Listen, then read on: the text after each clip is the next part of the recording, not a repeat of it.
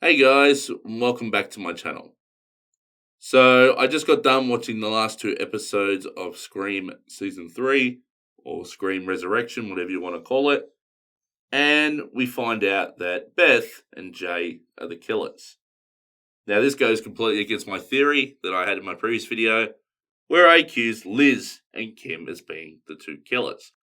The only thing I got right was the fact that there was two killers.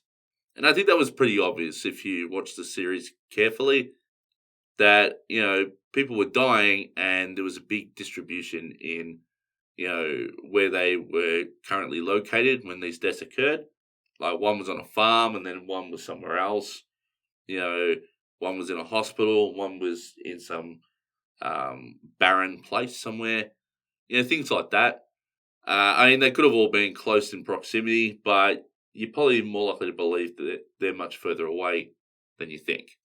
I think they're based in Atlanta, so it could be a town or something like that. So it might be a small area, but I don't know. I just feel like that based on the locations where these people being killed and the time frames, it just felt like there were two killers involved.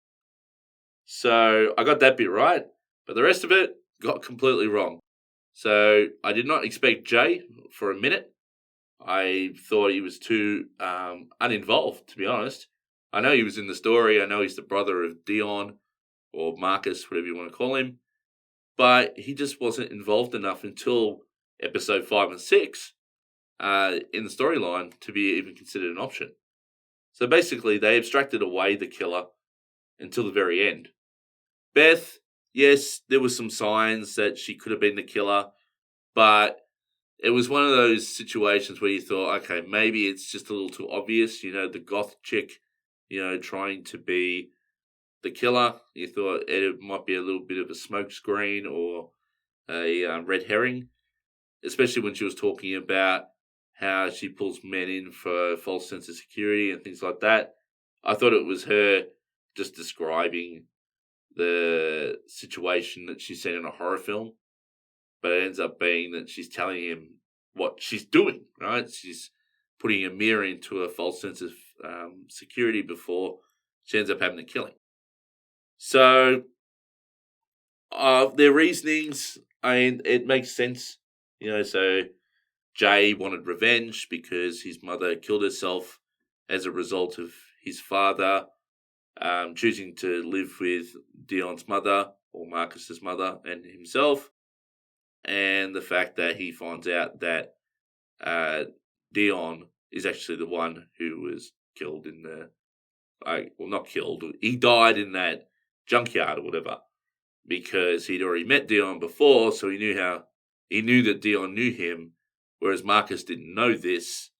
So Marcus treated Jay very differently when they obviously first met. So that means that Jay must have known that Dion wasn't really Dion. He was in fact Marcus. He put it together. And then, as a result of this incident where Marcus could have done something about his brother dying, he blames Marcus for the death of his mother. So he wants to get revenge against Marcus, and he doesn't know how until he meets Beth. And Beth basically is the tattoo artist that he goes and sees to get his tattoos done and things like that. And they just get talking, and then he basically tells the story to Beth, and then Beth basically suggests to him that maybe they do something about it, and obviously kill. So Jay then agrees, obviously, and the whole story starts, right? People start dying. So her best motive is really just I'm a psychopath, and I'm always going to be a psychopath. I knew I was a psychopath, and there was no hiding it. I don't hide behind a mask, that kind of stuff. I just needed a reason to kill, right? I needed an origin story. And so when she met Jay, she found that. Fair enough. I mean, we generally have, if we go through the Scream series, there's always a second person who may not necessarily have a motive. They just want to kill, So if we look at the first season of the first movie of Scream, you had Stu, who was kind of only in it for peer pressure. It wasn't in it for a emotional motive like Billy Loomis was. So Billy Loomis was the one that wanted revenge, whereas Stu was just going along with it.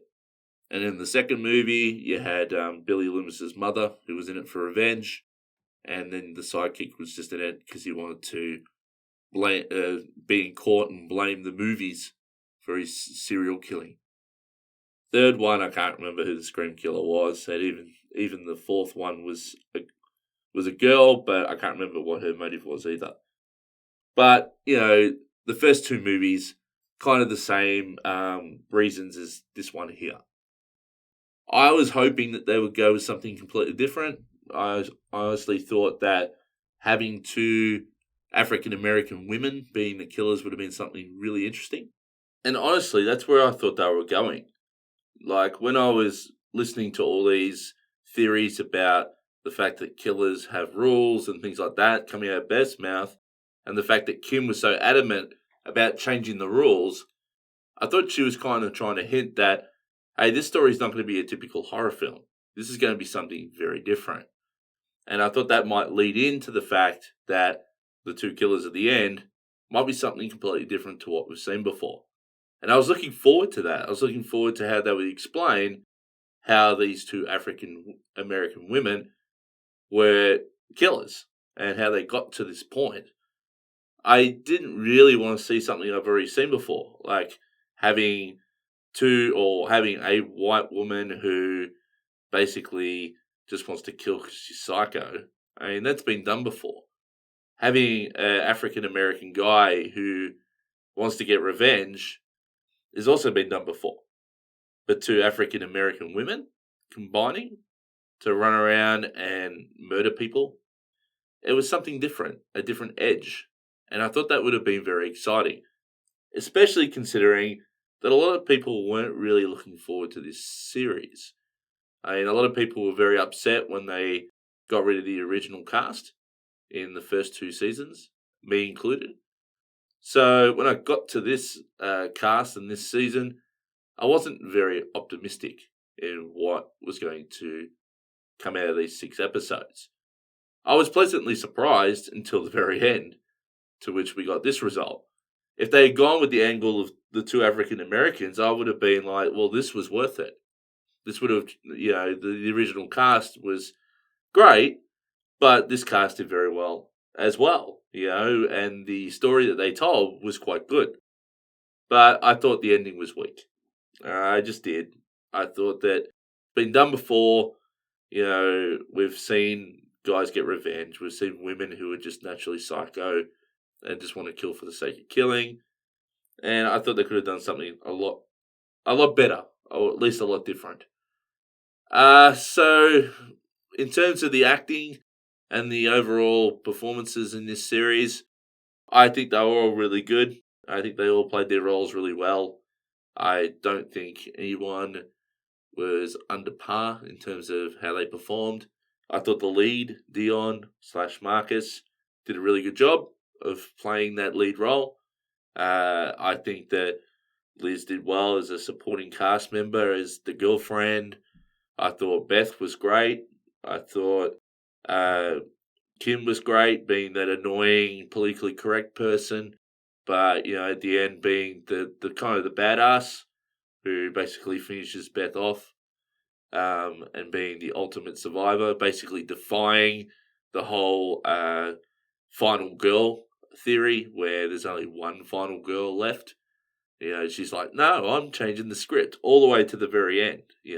So I like that. I thought that was great, but I enjoyed the series, considering it's only 6 episodes. Would have been nice if it was maybe 10. Drag it out just a little bit more. I thought there weren't enough kills, and that's just not because of the fact that they didn't try and put kills into the story. I just thought there wasn't enough episodes to kill enough people. So we probably could have had a little bit more insight into each character and what their background was and their lifestyle, and just more backstory on the characters. Whereas this was more from the very start. It was straight into who's killing us, why is it happening, let's find out, We didn't really get a lot of backstory on any of the characters, but that's fine. It's not a big deal, especially over 6 episodes. I mean, if you're going to have 6 episodes and you have to kill something, that's probably what you're going to kill, is a backstory. So I was cool with that, but as I said, it would have been nice to have some backstory, but they did what they could with 6 episodes. Overall, I really enjoyed it. I mean, I don't think there's going to be a 4th season, to be honest. I think the fact that they pushed this out 3 years late and, the ending was a little bit weak, I don't think it's going to get the ratings that they need in order to want to push a 4th season. But who knows? They may. But anyway, guys, that's all I want to say about this series. Thoroughly enjoyed it. I hope you did too. And I'll see you all in my next video.